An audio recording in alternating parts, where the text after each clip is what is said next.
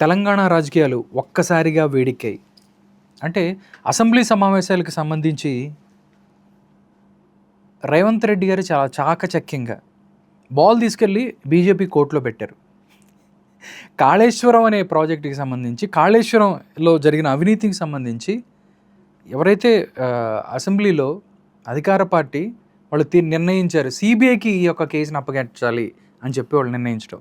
అంటే జనాలు అనుకోవటం ఏంటంటే తీసుకెళ్ళి బీజేపీ కోర్టులో పెట్టారు బాల్ని, తంతే కేసీఆర్ అన్న ఎగిరిపోవాలి, లేకపోతే బీజేపీని ఎగిరిపోతుంది అనేది కాన్సెప్ట్. అంటే రేవంత్ రెడ్డి అండ్ కాంగ్రెస్ పార్టీ చాలా తెలివిగా వ్యవహారాన్ని తీసుకెళ్ళి బీజేపీ కోర్టులో పెట్టాలని ఎలా చూస్తారు మీరు? ఇప్పుడు ఇది రాజకీయ కోణంలో మనం ఆలోచించవచ్చు, అలాగే వాస్తవ పరిస్థితులు కూడా ఆలోచించవచ్చు. రెండు రాజకీయ కోణంలో మీరు అన్నట్టు ఆలోచించినప్పుడు బీజేపీకి ఇబ్బంది ఏముంటుంది?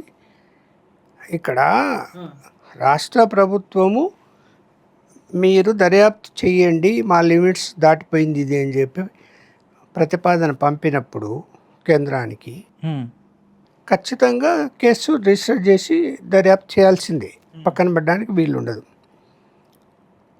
ఇక్కడ అది అవినీతి జరగలేదని బీజేపీ చెప్పడం లేదే. అది కట్టడాలు మొదలు పెట్టినప్పటి నుంచి బీజేపీ కూడా అవినీతి జరుగుతున్నదనే చెప్పింది, కాంగ్రెస్ చెప్పింది. అలాంటప్పుడు కేంద్రంలో బీజేపీ అధికారంలో ఉన్నది, దర్యాప్తు చేయడానికి వాళ్ళకు వచ్చే నష్టం ఏంటి? ఏముంటుంది? ఏముండదు. వాళ్ళు ఇంకా బీఆర్ఎస్ను పార్టీని ఇంకా లాగుతారు, అంటే మీ బలహీనపరుస్తారు. ఇంకా ఆల్రెడీ కవిత లిక్కర్ కేసులో అరెస్ట్ అయినప్పుడే బలహీనపడే ఓటమి పాలయ్యారు. ఎన్నికల ముందే కదా జరిగింది అది. అవును, ఒక్క సీటు కూడా లేదు కదా. ఇప్పుడు ఇంకా ఈ కేసు టేకప్ చేసినప్పుడు సాక్షాత్తు మాజీ ముఖ్యమంత్రి కేసీఆర్ పిక్చర్లో ఉన్నాడు దీంట్లో. కేసీఆర్ని తీసేసి కేసు రిజిస్టర్ చేస్తారు, చేయరు కదా. ఇక అసలు కమిషన్ ఇచ్చిన నివేదికలో ఆయనే అన్నిటికీ కారణమని రాశారు కదా. బేస్డ్ ఆన్ దట్టే కదా అక్కడ కేసు రిజిస్టర్ అవుతుంది. కర్త కర్మ క్రియ. కాబట్టి ఖచ్చితంగా కేసీఆర్ పేర్కోవాలి, తీసేయడానికి వీలు లేదు. వీళ్ళు లేనప్పుడు 10 సంవత్సరాల కాలంలో కేసీఆర్ ఎలా వ్యవహరించాడు బీజేపీ పట్ల? పూర్తి వ్యతిరేకంగా వ్యవహరించాడు. అసలు సెంట్రల్ని కుమ్మేస్తానని చెప్పి పెట్టాడు.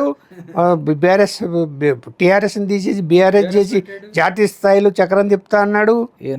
నేను చేస్తే ఏమన్నా వద్దు అన్నాడు. అన్నీ చేశాడు, చివరకు ఓడిపోయాడు. ఇప్పుడు ఇంకా బీజేపీ ఊరుకుంటుందా? రెండోది, అక్కడ పోనీ అదేమన్నా ఒక నామకావాస్తి కేసు పెట్టమని చెప్పి రాష్ట్ర ప్రభుత్వం పంపిస్తున్నదా? లేదు. అసలు వాళ్ళ దగ్గర ఆధారాలు ఉన్నాయి. విజిలెన్స్ రిపోర్ట్, సిట్ రిపోర్ట్, తర్వాత కాగ్ రిపోర్ట్, ఇంక గవర్నమెంట్ ఒక రిపోర్ట్ ఉంటుంది వీళ్ళ దగ్గర, అంటే ఫైనాన్షియల్ మ్యాటర్. ఇవన్నీ పంపిస్తారు కదా, అన్నీ ఇవ్వాల్సిందే వాళ్ళకు సిబిఐకి విత్ రికార్డ్స్. ఇచ్చినప్పుడు నీకు ఏ విధంగా అక్కడ తప్పించుకునే అవకాశాలు ఉంటాయి? లేవు కదా. అరెస్ట్ వరకు కూడా వెళ్ళొచ్చు. ఓకే, అది సెన్సేషన్ అవుతుందా లేదా? పార్టీ బలహీన పడుతుందా లేదా? బీఆర్ఎస్ బలహీన పడితే అడ్వాంటేజ్ ఎవరికి? కాంగ్రెస్కు బీజేపీ ఇద్దరికి రావచ్చు అనుకున్నాం. ఇప్పుడు ట్రయాంగిల్ ఫైట్ పోయి డైరెక్ట్ ఫైట్ వస్తుంది కదా రేపు. అవును, ఫేస్ టు ఫేస్ వస్తుంది కదా. వచ్చినప్పుడు బీజేపీకి అడ్వాంటేజ్ కాదు, డిసడ్వాంటేజ్ ఎక్కడ నుంచి వస్తుంది? అడ్వాంటేజే కదా. కాంగ్రెస్ మీద వ్యతిరేకత పెరిగిందనుకోండి, ఆల్టర్నేటివ్ ఎవరిని చూస్తారు? ఓటరు బీజేపీ చూస్తుంది కదా. ఈలోగా వాళ్ళు కేసుల్లో ఇరుక్కుపోయి అరెస్ట్లు అయిపోయి గొడవలు అవుతుంటే, బెయిల్ తెచ్చుకోలేక ఈ అవస్థలు పడుతూ ఉంటే బీజేపీ లేచి కూర్చుంటుందా లేదా? సార్, కేసీఆర్ని అరెస్ట్ చేసే ధైర్యం సెంట్రల్ ధైర్యం ఏంది? సిబిఐనే చేయగలుగుతుంది. ఏంది ఆమ్ ఆద్మీ పార్టీని ఆయన్ని చేసి లోపల పెట్టలేదే కేజ్రీవాల్ని. ఢిల్లీలో హెడ్ క్వార్టర్లో కేసీఆర్ని లోపల పెట్టలేదా? పెట్టారు కదా. పెట్టారు కదా. మరి సార్, నాకు ఒకటే సార్, అంటే బీఆర్ఎస్ చెప్తుంది ఒకటే, ఎక్కడో ఒకటి చిన్నగా కుంగిపోతే మీరు ఇంత దాన్ని ఇలా చేసి చూస్తున్నారు అని చెప్తారు. ఆ కుంగిపోయి ఇష్యూ వేరు, ఇక్కడ ఫైనాన్షియల్ మ్యాటర్ వేరు.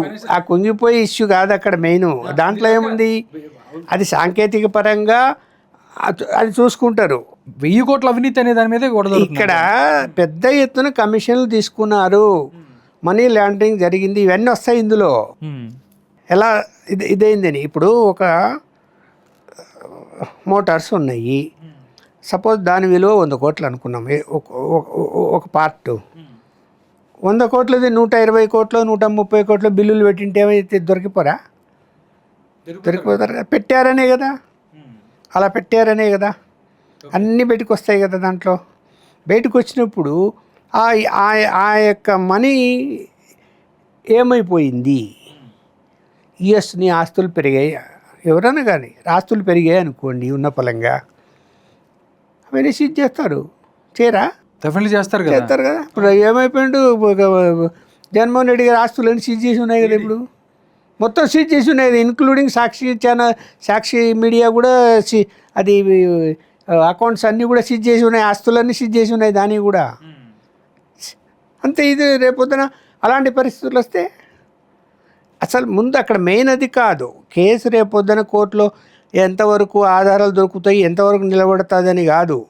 రాష్ట్ర ప్రభుత్వం కేంద్రానికి పంపింది, సిబిఐ కేసు రిజిస్టర్ చేసింది, ప్రొసీజర్ స్టార్ట్ చేస్తారు వాళ్ళు. గేమ్ స్టార్ట్ చేస్తారు. స్టార్ట్ చేస్తే నీకు బీజేపీ బలహీనపడుతుంది, బీఆర్ఎస్ బలహీనపడుతుందా లేదా, ఆ పార్టీలో ఉండే వాళ్ళు భయపడతారా లేదా, మెల్లగా ఒక్కొక్కరు జారుకుంటారా లేదా, కాంగ్రెస్కి పోవచ్చు, బీజేపీకి పోవచ్చు. అల్టిమేట్గా బీజేపీ గెయినే కానీ మైనస్ పాయింట్ ఎందుకు అవుతుంది కాదు కదా, ముందుకు వెళ్తుంది. ఇవి కాంగ్రెస్ మీద దేశవ్యాప్తంగా ఇవాళ పరిస్థితులు ఏమైనా మెరుగైనాయే, కాంగ్రెస్కు కాలే. పోనీ రాబోయే కాలంలో మెరుగైతే పర్వాలే, కాంగ్రెస్ మళ్ళీ ఇంకోసారి అవకాశం వస్తుంది.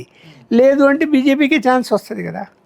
సో ఈ గేమ్లో ఏంటంటే ఆ పార్టీని బలహీనపరచాలా అనేటువంటిది రేవంత్ రెడ్డి కంకణం కట్టుకొని సిబిఐకి ఇచ్చాడు. సార్ వీళ్ళు చెప్తున్నారు, కాంగ్రెస్ పార్టీ చెప్తుంది బీఆర్ఎస్ బీజేపీ ఏంటి దోస్త్ మేరా దోస్త్ అంటారు, దాంతోపాటు బీఆర్ఎస్ అంటది కాంగ్రెస్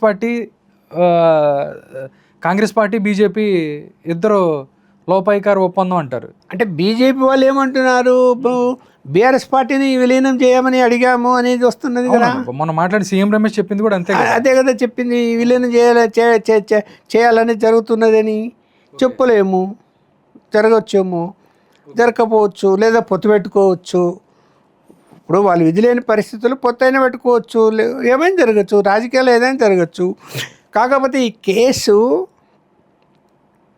ఖచ్చితంగా జనంలో ఉంది. కాళేశ్వరం అన్నది లెక్కకు మించి కట్టారు, అందులో పెద్ద ఎత్తున అవినీతి జరిగింది అన్నది ఖచ్చితంగా జనంలో ఉంది. మనం ఎన్నెన్నో మాట్లాడుకో, జనములో వ్యతిరేకత ఉంది, అవినీతి జరిగింది అని బాగా నమ్మారు కాబట్టి మన దెబ్బతిన్నారు. దాని మీద ఇప్పుడు సిబిఐ కేసు బుక్ చేసి ఇన్వెస్టిగేషన్ స్టార్ట్ చేసిద్ది అనుకోండి, జనం వ్యతిరేకిస్తారు, ఇంకా ఎక్కువ వ్యతిరేకిస్తారు కదా, తిని కూర్చున్నారు అని. కాబట్టి ఇక్కడ కాంగ్రెస్ పార్టీకి ప్లస్ పాయింట్ ఉంటుంది, బీజేపీకి ప్లస్ పాయింట్ ఉంటుంది. మళ్ళీ వీళ్ళిద్దరి మధ్య ఏం జరుగుతుంది అనేది బీఆర్ఎస్ పార్టీ ఆడే గేమ్ బట్టి ఉంటుంది. ఇప్పుడు వాళ్ళు కలిసారు అనుకోండి బీజేపీతో, కాంగ్రెస్ మొత్తం అంతే కదా, ఆ రెండు పార్టీలు ముందుకు వెళ్ళిపోతాయి కలిస్తే. సార్ నెక్స్ట్ ఎలక్షన్ చాలా ప్రతిష్టాత్మకం బీఆర్ఎస్ పార్టీకి. నిజంగా ఇంత డౌన్ఫాల్ కానీ, అంటే అధికారం లేకపోతే ఏ విధంగా ఉంటుంది అనేది కూడా బీఆర్ఎస్ పార్టీ సవి చూస్తుంది. 28 ఎలక్షన్ ఏదైతే నెక్స్ట్ రాబోయే తెలంగాణ ఎలక్షన్కి సంబంధించి బీఆర్ఎస్ నిజంగా ఆ ప్రభావం చూపిస్తుందా లేకపోతే ఏంటి అనేది కూడా ఎందుకు టైం ఉంది, బలహీనపడతా వస్తుంది. అవును, నాయకులు కూడా పెద్ద టర్నింగ్ పాయింట్ ఇది.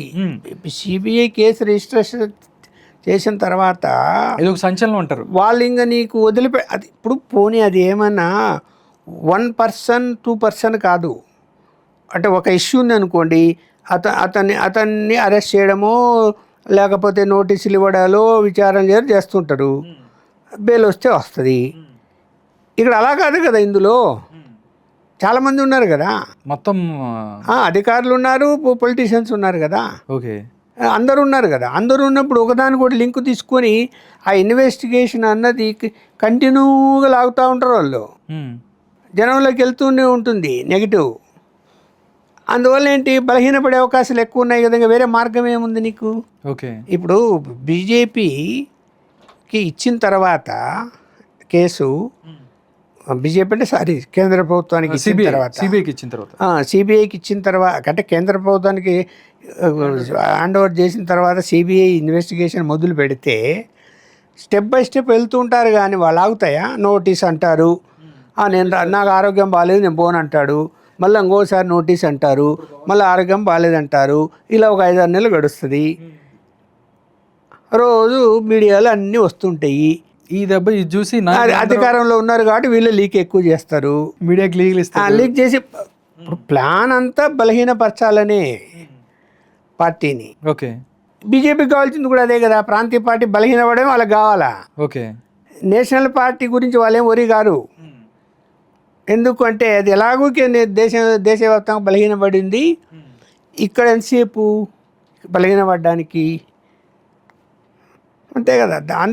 అందువలన ఏమి ఇక్కడ మీరు అన్నట్టు ఏంటంటే ఒక విధంగా నేనైతే తెలివిగా నేను అనటంలే, రేవంత్ రెడ్డి అంత తెలివి ఉంటుందని నేను అంతే అనుకోను. కానీ కాకపోతే అంతర్గతంగా బీజేపీ వాళ్ళతో మాట్లాడుకొని చేసింటాడని నేను అనుకుంటున్నా. అయితే అంటే మంచి సంబంధాలు ఆయన ఆర్ఎస్ఎస్ నుంచి వచ్చాడు, ఆయనకు మంచి సంబంధాలు ఇప్పటికీ ఉన్నాయి బీజేపీతో ఏమి. కాబట్టి ఇదిగో నేను ఇలా చేయబోతున్నానని మీరు దాని మీద సీరియస్గా తీసుకోండి అని చెప్పి కూడా చేసి ఉండొచ్చు. అయితే ఏం జరుగుందో చూడాలి. అంతే కదా.